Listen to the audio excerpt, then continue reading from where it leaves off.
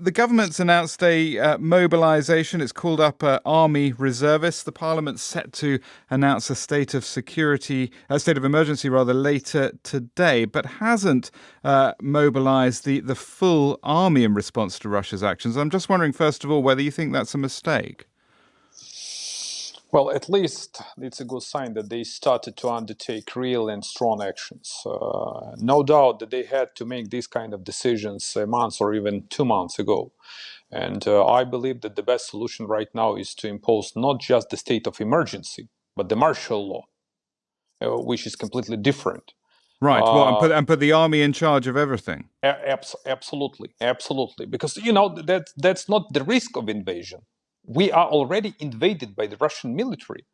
And Putin, when he recognized this so-called self-proclaimed republic and sent his military, and his Duma actually authorized the use of the Russian military abroad, just showed that he is ready to attack Ukraine.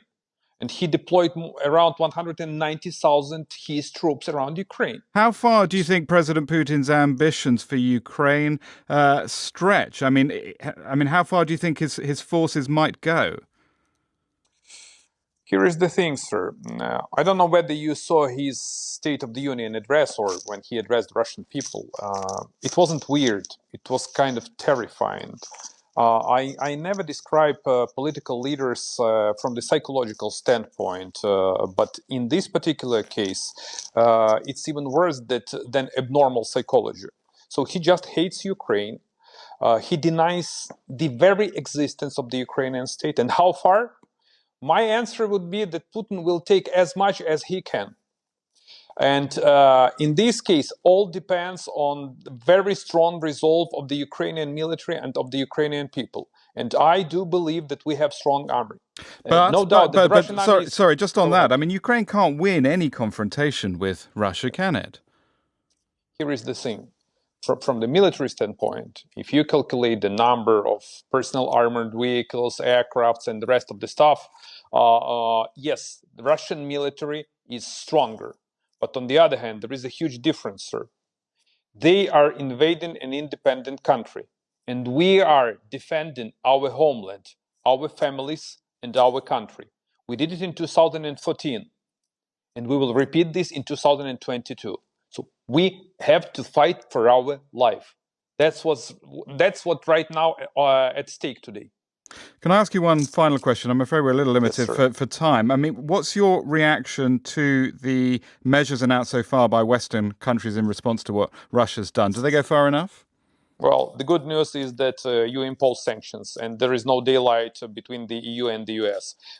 You need to show stronger resolve. Be tough.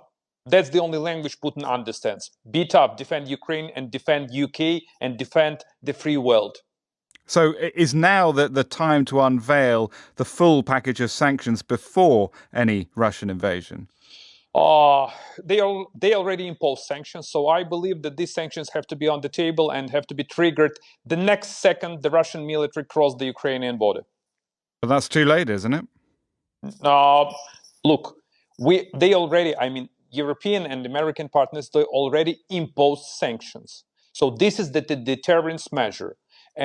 Everything has to be on the table already agreed. The toughest sanctions, which have to actually to not just to stop Putin, but to undermine Putin's military, economic, and financial sector. And this has to be enacted the next second Putin makes the next move.